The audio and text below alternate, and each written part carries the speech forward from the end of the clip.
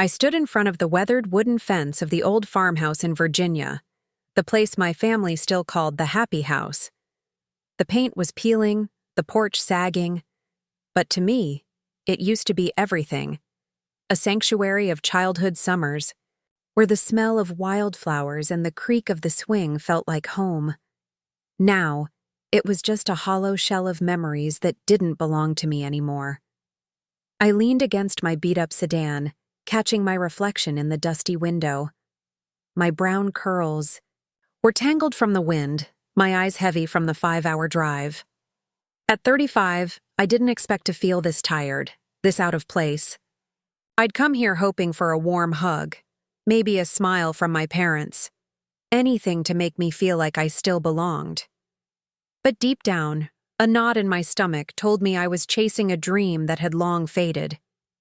The laughter from the backyard hit me like a wave.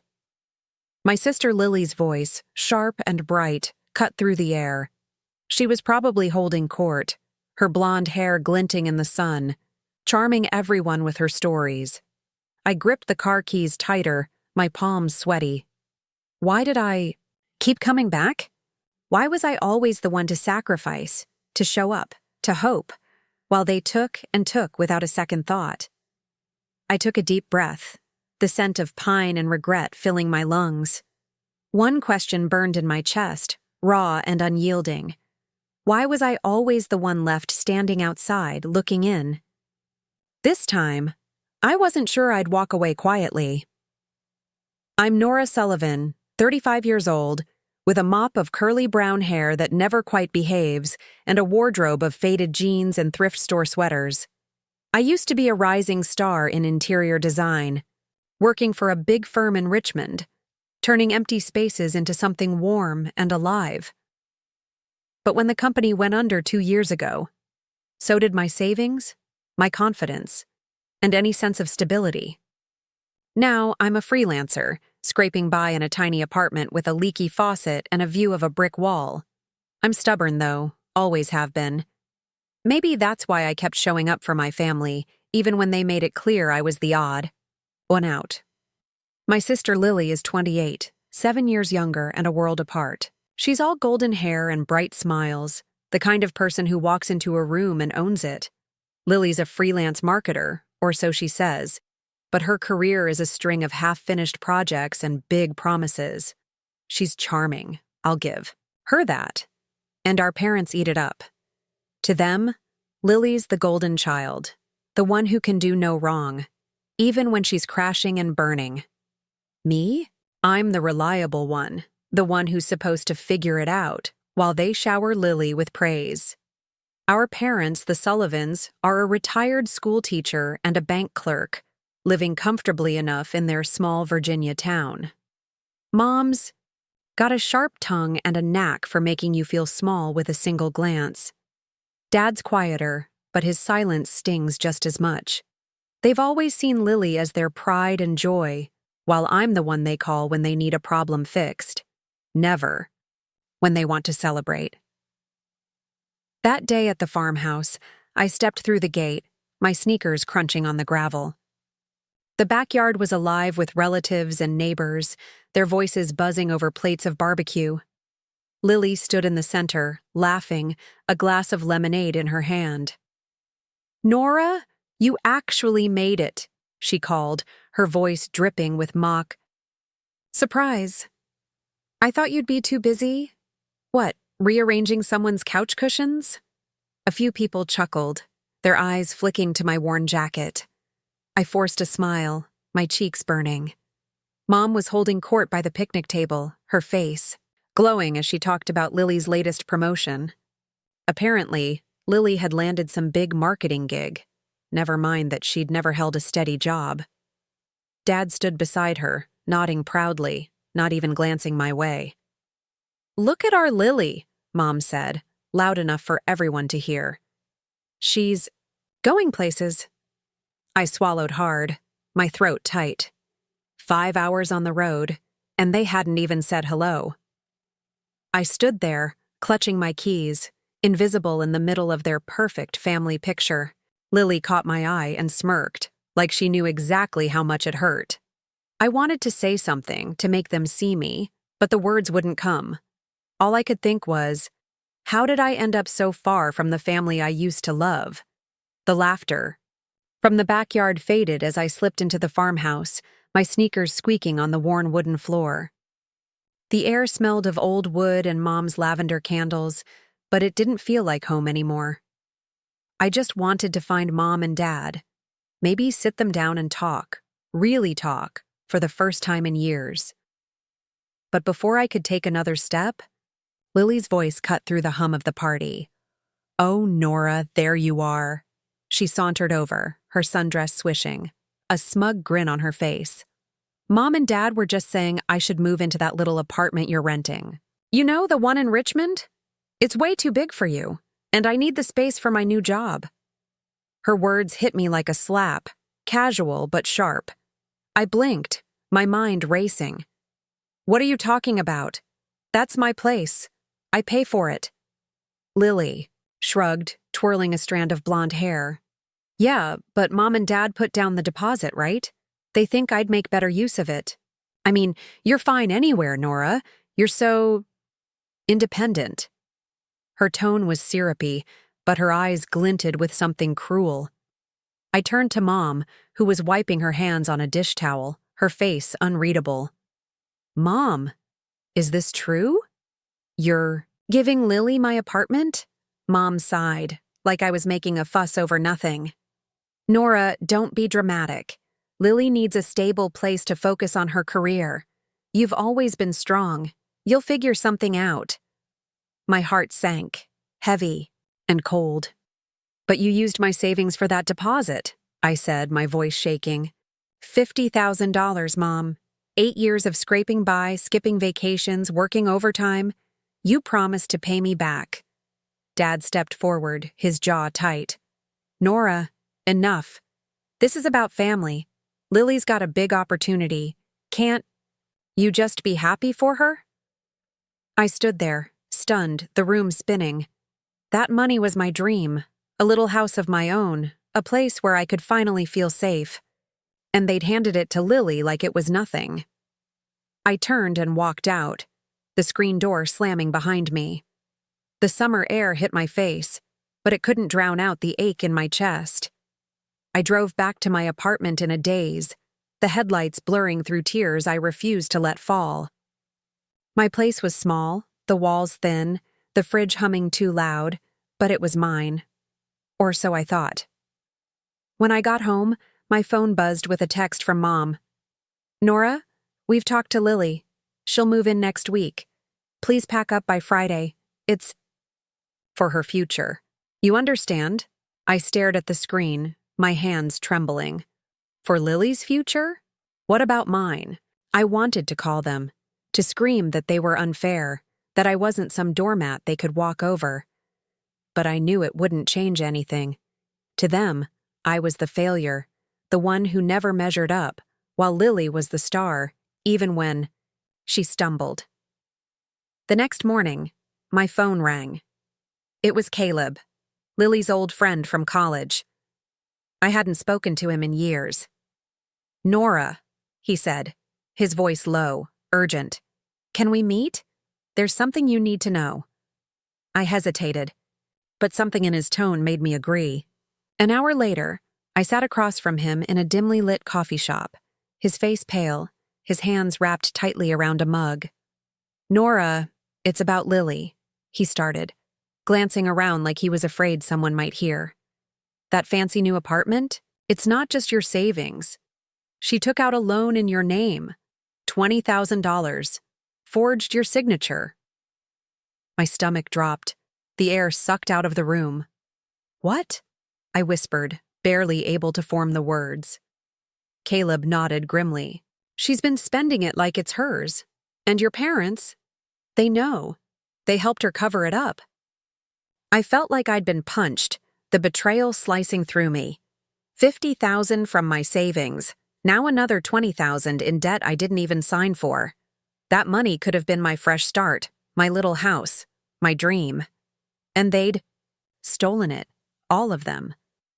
"Why would they do this?" I asked, my voice breaking. Caleb shook his head. They think Lily's the one who'll make them proud. They're blind to what she's doing. I left the coffee shop, my heart pounding, the world tilting under my feet. Standing outside my apartment, I saw a moving box by the door with a note in Lily's handwriting. Start packing. I need the space. I clenched my fists, the paper crumpling in my hand. They'd taken everything. My money, my home, my trust. But as I looked at that box, one thought burned brighter than the pain. This was the last time they'd make me feel like nothing. I stood in my cramped apartment, the crumpled moving box note still in my hand. Lily's words, start packing. I need the space, echoed in my head, each one a dagger. My savings, my home, my trust, all gone. But as the anger burned through me, something else flickered to life. Resolve. I wasn't going to let them break me. Not this time. I tossed the note into the trash and grabbed my phone, dialing the one person I knew wouldn't let me drown in this mess. Ava, I said when my best friend picked up, my voice steadier than I felt. I need your help. I'm done being their doormat. Ava, my college roommate turned financial advisor, didn't hesitate. Come over. We'll figure this out. An hour later, I sat in her cozy Seattle apartment, a cup of tea warming my hands as I poured out everything. Lily's theft, the forged loan, my parents' betrayal. Ava listened, her brow furrowed, then leaned forward. Nora, you're stronger than they'll ever know. Let's take back your life, one step at a time. That conversation was the spark I needed. I started small, saying no to the move out. Demand. I told Mom I wasn't leaving my apartment, not when I'd paid for it with my own sweat. Her silence on the phone felt like a small victory. Then, a stroke of luck came my way, a big interior design project for a boutique hotel in Seattle.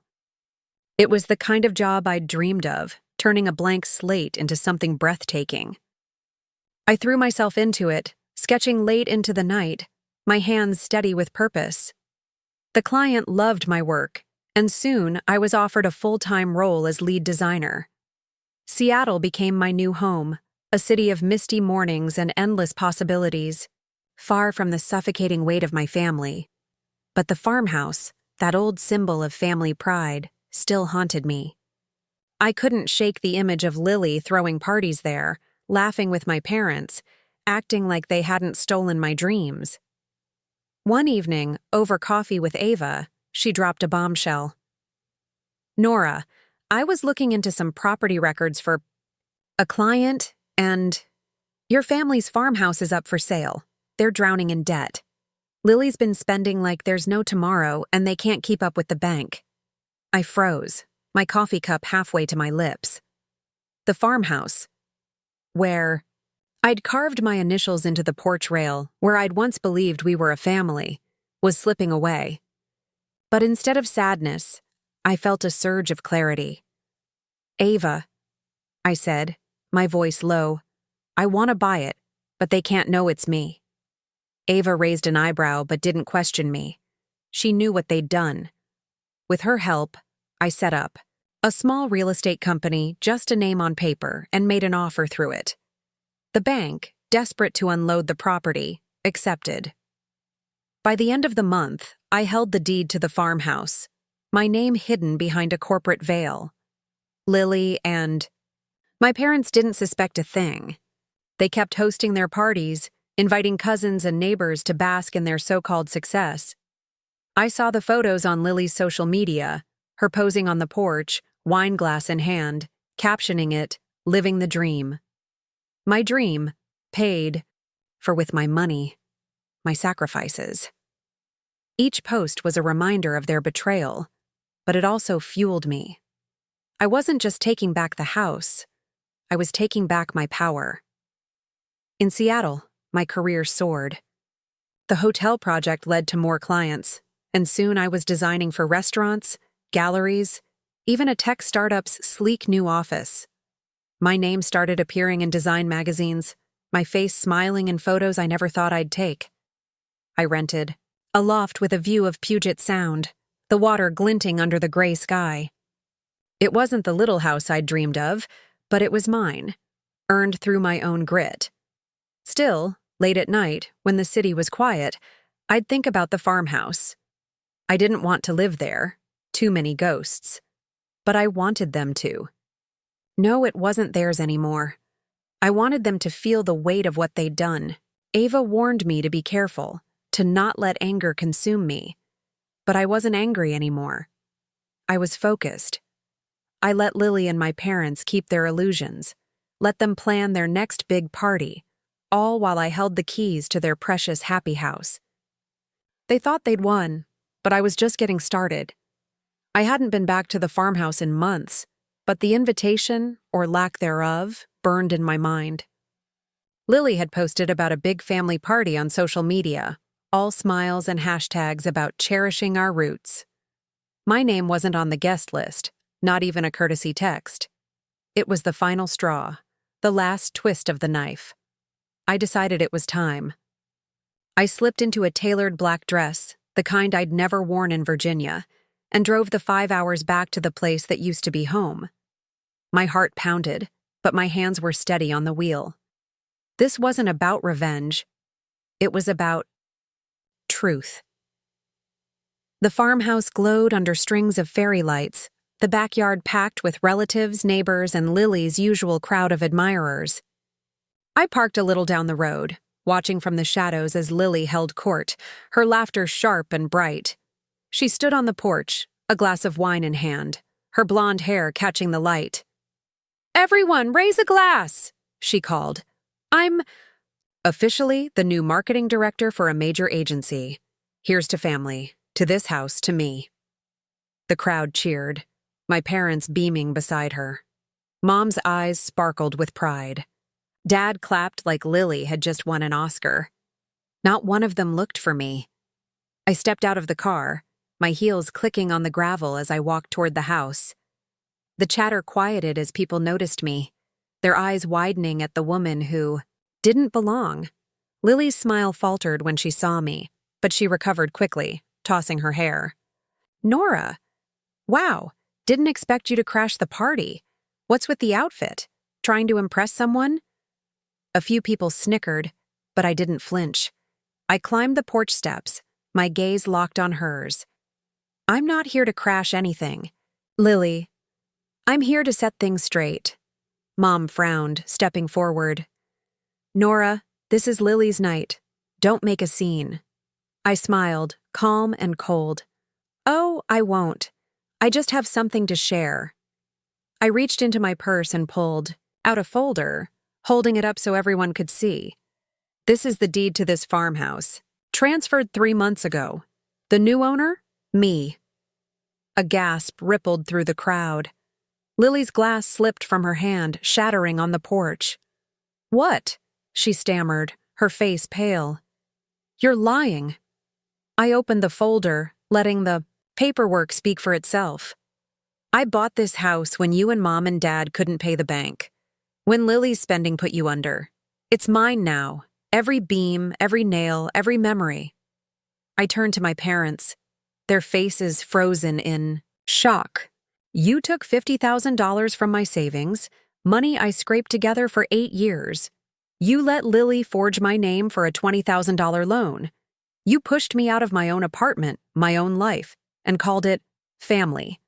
"Well, family doesn't do that." Lily's voice shook, her eyes blazing. "You can't do this. This is our house, our legacy." I stepped closer, my voice low but steady. "Our legacy? You mean the one built on my money? The one you partied in while I was invisible?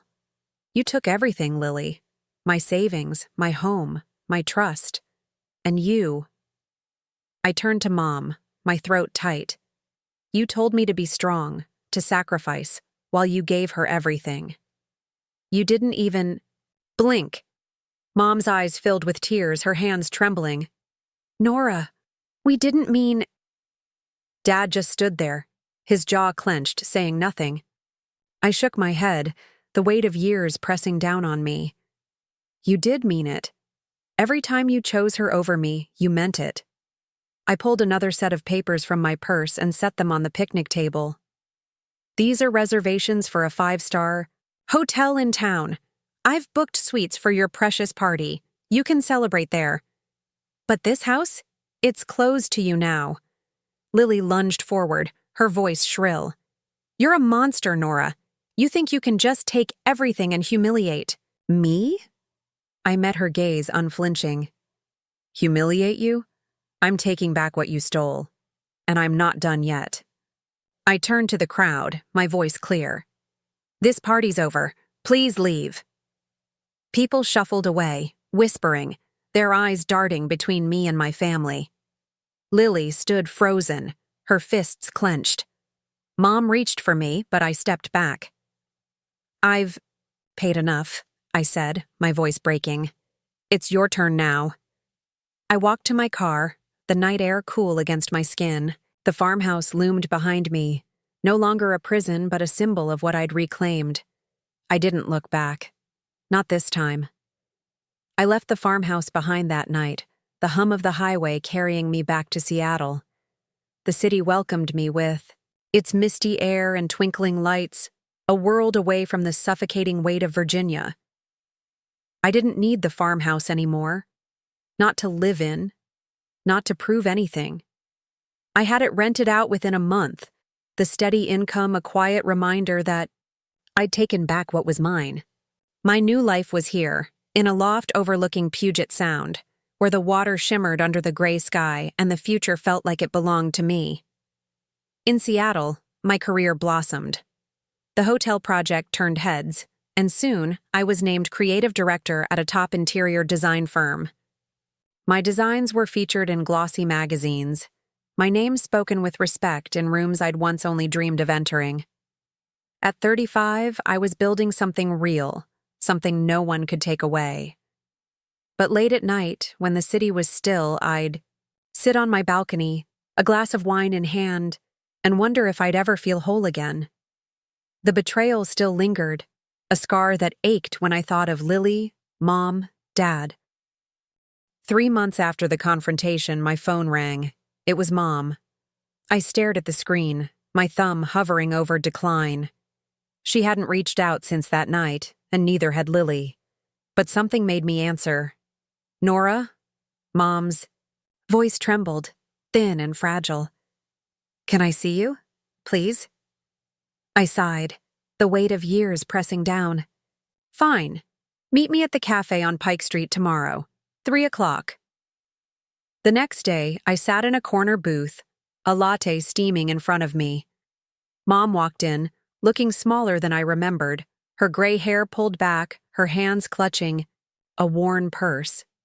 She sat across from me, her eyes red-rimmed. Nora, she started, her voice breaking. I've been thinking about what you said. I was wrong. So wrong. I let Lily walk all over you because I was afraid of losing her. But I lost you instead. I crossed my arms, the old hurt rising like a tide. Why didn't you stop her, Mom? When she took my savings, my apartment, my trust. You knew, and you did nothing. Mom's gaze dropped, her fingers twisting together. I was weak. I thought Lily needed me more. I see now how much I hurt you. She reached into her purse and pulled out a small wooden box, sliding it across the table. Open it. I hesitated, then lifted the lid. Inside were faded photos. Of me as a kid, my college acceptance letter, a sketch I'd drawn of the farmhouse when I was 10. Things I thought she'd thrown away. You kept these? I asked, my voice catching. Mom nodded, tears spilling down her cheeks. I never stopped loving you, Nora. I just didn't know how to show it. I looked at her, the anger softening, but the pain still sharp. I wanted you to choose me, just once, but you didn't. I need time, Mom. A week later, Lily called. I almost didn't pick up, but I did. Nora, she said, her voice small. I got fired. They found out I lied about my experience. I'm working retail now, paying my own rent. I know I was awful to you. I'm trying to change. I leaned back in my chair, the Seattle skyline stretching out beyond my window. "I'll help you, Lily," I said finally.